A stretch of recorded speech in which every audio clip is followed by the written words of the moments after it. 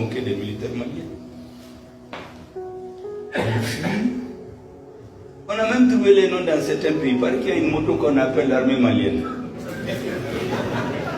Tellement elle fuit vite. Et puis il y a des gens qui veulent être président du Mali. Ils sont allés s'arrêter devant des élus pour se moquer des Maliens.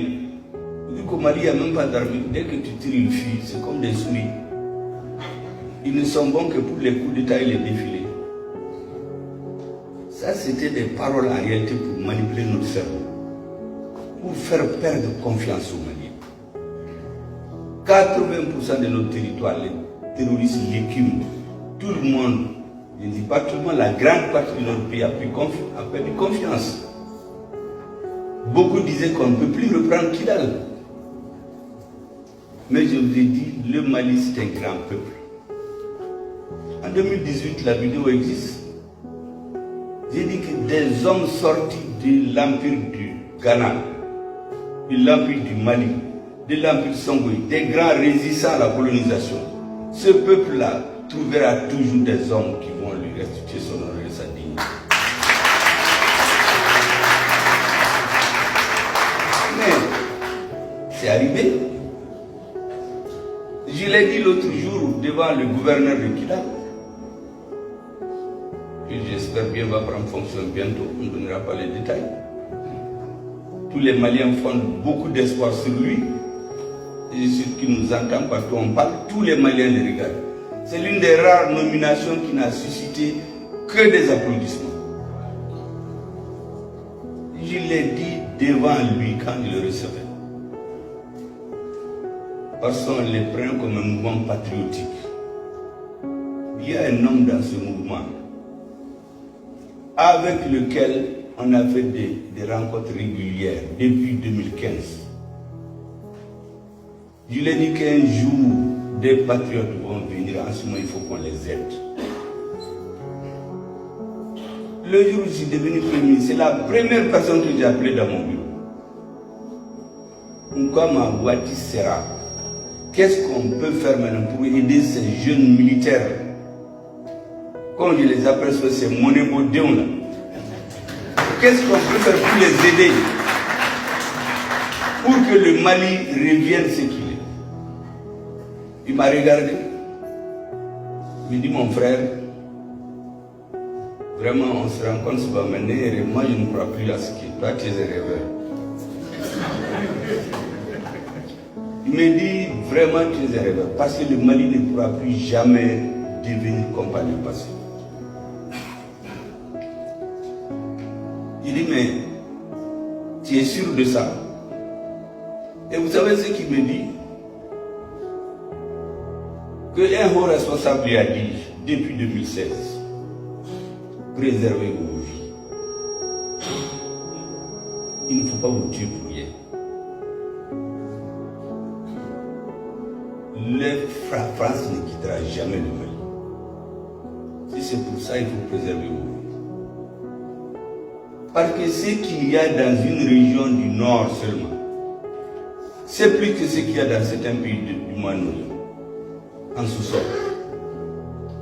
Donc on va faire plusieurs mandats, un président va venir, va partir, mais ça ne peut pas se faire. Ça, c'était sa conviction. Il dit que lui, il est convaincu de ça. Il est sorti, moi j'ai effacé son numéro de mon téléphone. C'est terminé, je ne l'ai plus jamais rencontré. Après, il a viré, il a rejoint la rébellion. On l'a raté de justesse récemment, dans une mine d'or. Les drones l'ont raté de justesse. Parce que lui, il a rallié ceux qui ne croient plus au Mali. Et les Maliens ont continué à croire. Lorsque nous avons décidé qu'on va faire partir les forces étrangères ici, parce qu'on était arrivé à la conclusion claire et nette que le terrorisme était sponsorisé, on avait les preuves. Sponsorisé, entretenu. Comment les Dogons qui ont vécu avec les peuples Bila, ils vont s'entretuer dans leur village, se brûler? Comment vous pouvez comprendre que des gens peuvent aller tuer dans une mosquée? Ça, ce n'est pas des Maliens. C'est quelqu'un qui est dans une mission stratégique. Effectivement, on a accusé les mouvements de contestation d'être des mouvements terroristes. Beaucoup, c'est à partir souvent qu'ils ont compris. Mais Dieu merci, aujourd'hui les Maliens se sont ressaisis. Quand nous avons dit qu'on va exposer nos preuves aux Nations Unies, on nous a dit non, faites une conférence de presse, présentez vos preuves. Mais nous ne sommes pas là pour des conférences de presse. Quand des organisations internationales, des États, responsables de la sécurité internationale, nous avons les preuves qu'elles entretiennent le terrorisme, le nourrissent. Nous voulons les montrer à tout le monde. Ce n'est pas aux journalistes seulement, pour après faire différents commentaires. On nous en a empêchés. Parce que si on montrait ces preuves, tous les Africains allaient se révolter. Tous les Africains, partout. On continue. En tout cas, après ça, nous avons pris la décision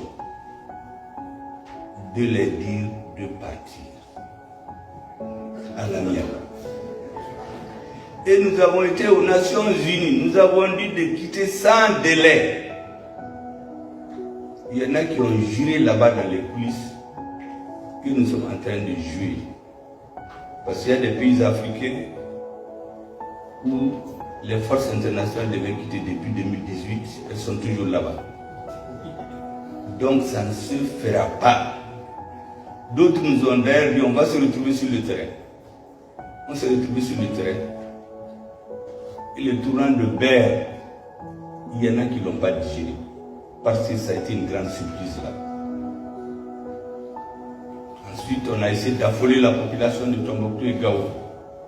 Ensuite, on est allé tuer les civils. Tout ça, c'était pour qu'on oublie le Nord. Parce que beaucoup de gens qui viennent du centre ne savent même pas. Le centre ne faisait pas partie des missions de la MINUSMA. Elle est venue au centre pour qu'on oublie le Nord, où il y avait des États dans l'État, des mines d'or exploitées, une administration parallèle, des terrains qu'on vend, des papiers qu'on signe, des papiers en tête. Ça ne pouvait pas continuer. Et notre armée, sous la haute direction du président de la transition, accompagné par le gouvernement, dont le représentant dit c'est l'imperturbable ministre des Finances. Ce n'est pas l'imperturbable que l'autre dit. Cette fois-ci, il est vraiment imperturbable. Ce n'est pas de la publicité.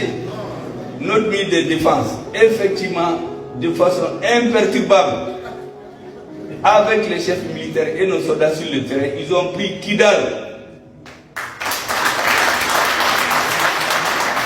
Et tous les Africains se sont sentis fiers. Même ceux qui avaient perdu l'espoir, ils l'ont eu après. Un peuple vit d'espoir. L'armée a retourné au peuple l'espoir et la confiance. Quand un peuple a confiance, il peut tout. On nous a fait perdre confiance. On nous a caché des pages de notre histoire pour nous vassaliser. Aujourd'hui, nous disons, nous n'en voulons plus. Nous voulons être des partenaires. On ne veut être le vassal de personne. C'est tout notre problème. Et donc,